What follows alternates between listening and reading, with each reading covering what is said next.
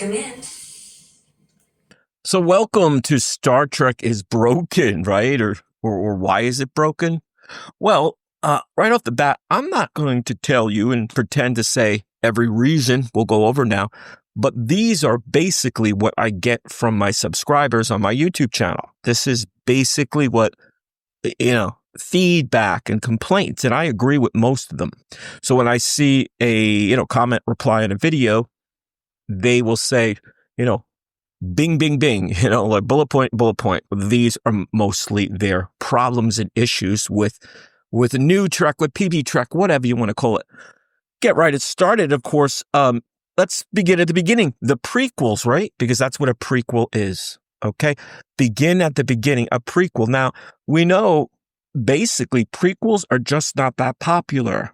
Hello, Star Wars. Hello. Look, I don't have any problem with the prequels in Star Wars, but they're just not as popular. And you can go to a lot of other genres or, franchises. And you could also argue, of course, that they're lazy. They're easy writing. As a writer myself, I look at a regular franchise, middle sort of, advanced, mid-depth, and then the future advancement. You go back. To me, that's not science fiction. It's all about going into the future, right? That's how I look at it. So we look at now what? Discovery and Strange New Worlds, and their prequels. Strange New Worlds has done better. Discovery has not. And Picard has been the only one set into the future, right? And that's just a mixed bag. Okay, how about the seasons? Short seasons. We get now about 10 to 14 episodes, maybe 15. I think it's between sometimes 8, depending on the show. In contrast, in classic Trek and TNG era, the classic Trek and TNG era gave us about 22 to 25, give or take. I remember Voyager, the first season, I think there was about 16. That was because of a writer's strike, so that's always going to happen. But for the most part, the old series was about 25 or so. That went all through Next Gen, Deep Space Nine, Voyager for the most part.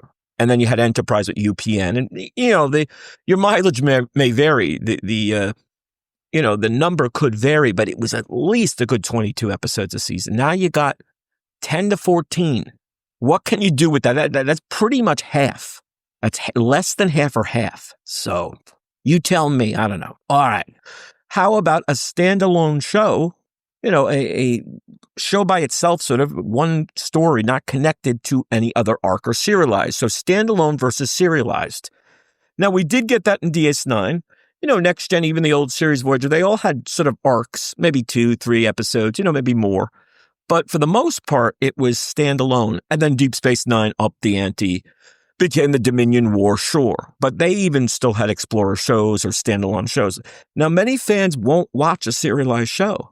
I have a lot of friends, and for example, they won't watch DS9 for the most part. I love it. I love Deep Space Nine. I wrote for Deep Space Nine. It's one of the best. But many people will not write for a serialized show, these multiple arcs.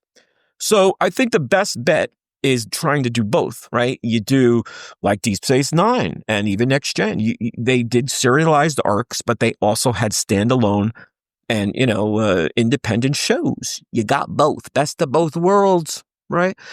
And finally, we call it what? Retconning or revisioning, revising, the ignoring of canon, whatever you want to call it. Okay? Retcon, to change what's, come before, retroconning it. So you just sort of ignore it, or you change it so much.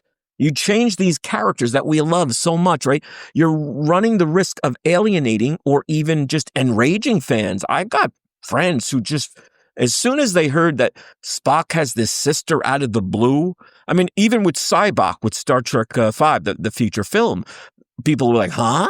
With Sybok? With this dude? And it just got kind of worse, I think, with Discovery, because Sybok's a one-off character in a film. This is a TV show, and you're completely kind of changing Spock's background and dynamics. So there you go. I think out of all, of course, in terms of examples of retconning, it would be probably Picard. They just kept changing things. The first 2 seasons, there was a kind of a weird experiment. It was all over the place, right? No real focus, no mission. Then season 3 brought back the TNG crew. Fans loved it, I guess. It was not my cup of Earl Grey, as I say, but fans did love it. So there you go. And that did focus. I'll give season 3 the focus and the crew back and all. At least that was much more of a focus. And it wasn't, and it was sort of Star Trek again. It wasn't just like, yeah, we're going to have these kind of any ship and there's androids and brains. And anyway, you tell me what it means. I'm not sure. So what do you think? Now, these are the basics of why Star Trek is, say, broken or in trouble. You guys can contribute more. Give us your thoughts. Give us your feedback. Because we don't want Star Trek broken, right? We want it healthy.